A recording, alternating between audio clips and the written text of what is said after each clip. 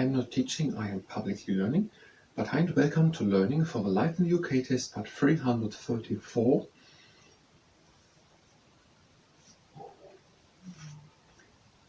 Legal advice, solicitors. So legal advice or solicitors is maybe both the same. No, from the chapter. Not that this is the same. Solicitors. We were talking at one point about solicitors. Margaret Thatcher.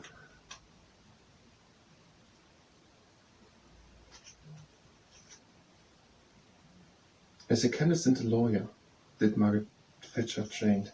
Someone was a solicitor. Clement Attlee was born in 1883. His father was a solicitor, and after studying at Oxford University, Attlee became a barrister.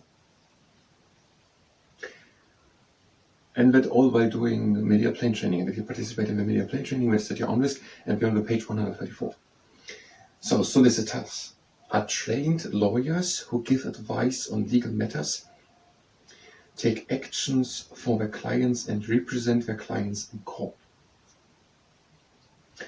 So solicitors, these are lawyers, so people who work with the law, and they are trained in that, they are good in that, hopefully, and they are giving advice if someone has questions to laws.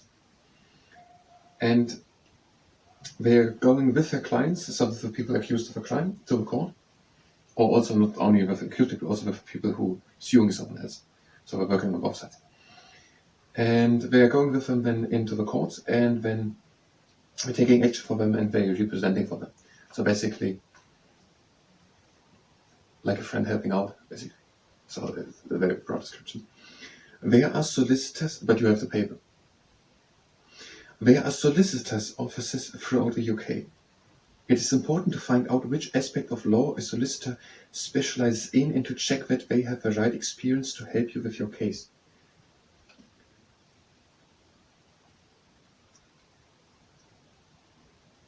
Would it not be something which should be applied to a solicitor? Somehow that they have a codex of integrity or something, that they are making sure that they have the right clientele, or right clients. I mean, how should a person know whether they have the right solicitor and the right speciality? So there are solicitors' offices throughout the UK, so people can look for an officer of solicitors, an office for solicitors, so a building. And then they should also look that they have a right specialist, so the right speciality, and that they have the right experience. So that means no one should ever take a solicitor who does not have at least 20 years done solicitor jobs. In other words, one day we will be out solicitors. So basically what we're saying is they should have experience. With other words, someone has to start somewhere. We can also say they get experience if they're looking for other cases and with training with and studying with. So what does experience mean? You can also gain them if they are as a second solicitor by another case. But if everyone only wants experienced solicitors, many advertise in local newspapers. So you can look in the newspaper for the newest things of the parliament and also for who gets to be the next mayor or something like that. And you can also look if there's someone saying that they are experienced and specialized in your specialty solicitor and we want to represent you in court. Citizens Advice, www.citizensadvice.org.uk can give you names of local solicitors in which areas of law they specialize in. Many of this is over 10 years old. It would be quite funny to look if all these web addresses are still active. So they can give you names of local solicitors. So on citizensadvice.org.uk you can look for names of local solicitors in your nearness, and also what they are specialized in. And if you're then able to understand all these things, you maybe find someone who's specialized in the things. So my idea is that when the solicitor says, but I think they do, no, I'm not specialized in the case, what you're having here. You can also get this information from the Law Society, www.lawsociety.org.com in England and Wales. The Law Society of Scotland, www.lawsociety.org.uk, lawscot.org.uk or the Law Society of Northern Ireland, www.lawscot-9-org. Solicitors' charges are usually based on how much time they spend on a case. So not how good we are, but how much time they need. So the faster they work, the more effective they work, the less money they make. That is the ground principle of being paid as a solicitor. That was a hypothesis, not a statement. It is very important to find out at the start how much a case is likely to cost. They are telling us these things not because it is good that it runs in that way or anything. They are just telling us that we are warned that it's going to be expensive and that we should look that we have the money. Okay, what did we have here? We have solicitors. They can help people in court, and people can try to find if they have a solicitor in their closeness, in their vicinity at citizensadvice.org.uk, or we can try it at lawsociety.org.uk if they're in England and Wales, or at lawscot-org.uk for Scotland, or at lawsoc-9.org for Northern Ireland. And they usually say how long they need on the case, and of course no one can look how long they need it. I don't mean that they're taking the numbers or something, that would be illegal. I mean that no one can look into the side of the brain how long someone needs to make something. But okay, there are a lot of things which just take time, and they can be objectively measured, writing a piece of paper or something like that. But no one can look into the brain and knows how long someone has needed for a case, so really. So they say how long they need, and you have then to pay so much money as they said they need it for, and you should make at the beginning find out how much money that is and how much time they will need and how much that whole thing will cost you. Not more information, because in a way that is just the starting of a problem here. Because now the problem starts. How much does it cost? What does it cost? And if you know the sum, now the problem starts. What if you don't have a sum, and so on. So in a way, this is not the end of a chapter as it is here, but it's the beginning of it. Now, if you're just here for understanding all that criminal court, or what was it? The role of a court. If you're here for understanding the role of a court, maybe it's also a bit shorter, something like that, the role of a court. Then you can go to the next part where we will start doing that. We will need multiple parts, multiple possible for that. Now we're going to do medial plane training. If you participate in the medial plane training, that is your own risk. We are warming up. We're having a leg standing wide apart. We're breathing in and going down. And out and going down. And again in. And out. Again in. And out. Last round. Breathe in. And out. Breathe in and close the legs. And out. My first exercise. We're bringing one leg up. Right angle with the leg, flex foot, even line hips, taller with the back, and pressing from the top against the knee. You can do it quite easily, with moderate force, with more force, or somewhere in between.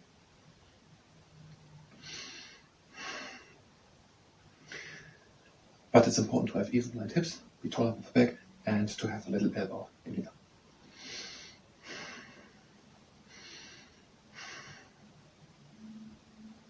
And we're changing to the other side, the leg up. Right angle with the leg, flex foot, even line hips, taller with the back, and we are pressing from the top.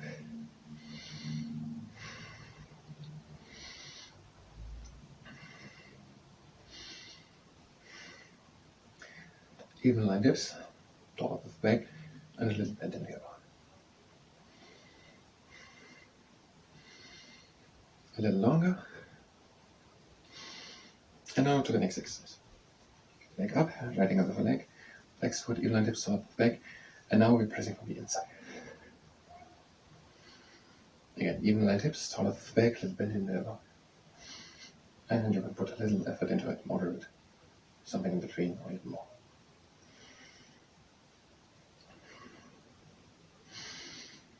And a little longer. Even line hips, taller with the back, little bend in the elbow. And the other leg. The leg up, right angle with the leg, flex foot, even line hips, taller with the back, and we're pressing from the inside.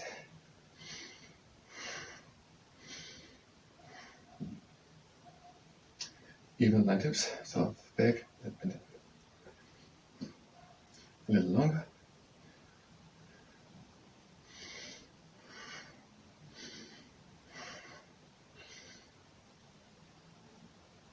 And the next exercise. One leg up again, right leg over the leg, flex foot, you line dips tall of the back, and now the knee presses up to the side, up, side.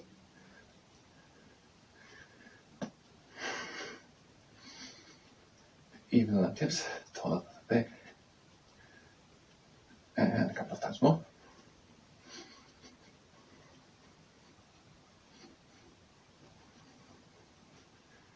And now with the other leg.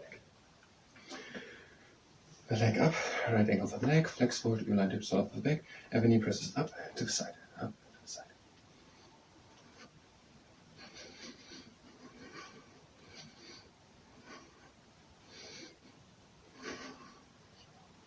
A few times more.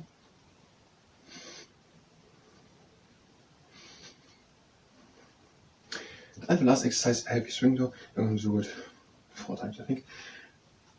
The leg up, right angle of the leg, flex foot, line dips tall of the back, and the pressing from the outside. Again, you can do it with a lot of force or you can take it a bit easier. And we're slowly opening the leg while we're pressing.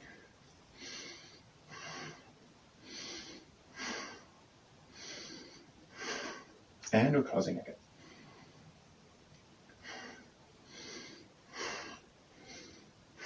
And this was the first one of the 4, and now the second one. Again, even line dips tall of the back, little bend in the elbow. And closing again.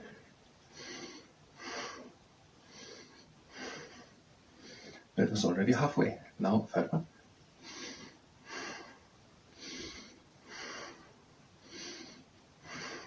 And closing again.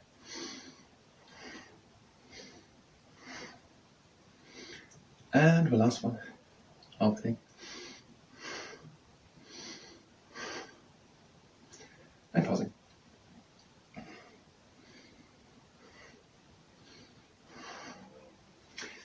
And on the other leg. The leg up, riding over the leg, flex foot, even line dips tall of the back, pressing from the outside, and we're opening slowly.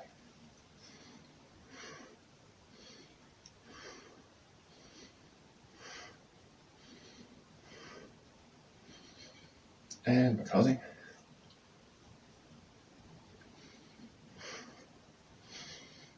That was the first of the 4. Now to the second one.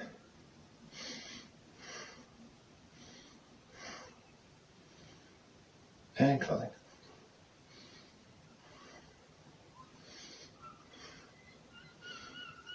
And halfway, a third one.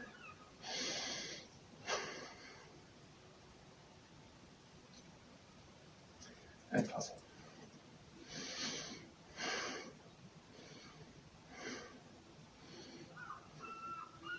And we're opening.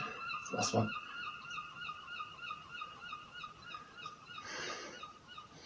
And closing.